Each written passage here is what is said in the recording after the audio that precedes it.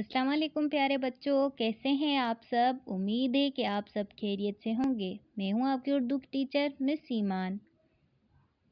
अच्छा प्यारे बच्चों, आज हम सीखेंगे हुरूफ ते को कैसे लिखा जाता है। जो आज हम सीखेंगे हुरूफ ते की लिखाई। लेकिन हम उससे पहले देखेंगे हुरूफ ते से कौन सी चीज़ें आती हैं। ते से तितली, ते से तितली। आइए अब हम लिखना शुरू करते हैं। शुरू करेंगे हम इस छोटे से नुक्ते से, सीधा लेके आएंगे, फिर थोड़ा सा टेढ़ा सा कश्ती सा बनाएंगे, फिर ऊपर सीधा लेके जाएंगे। ये क्या हुआ? हुरूफ ते। हुरूफ ते के ऊपर कितने नुक्ते होते हैं? दो। एक, दो।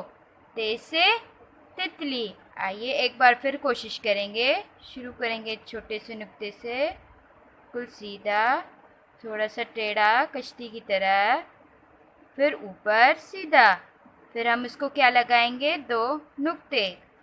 एक, दो। हुरूफ ते। ते से तितली। वीडियो देखने के लिए शुक्रिया।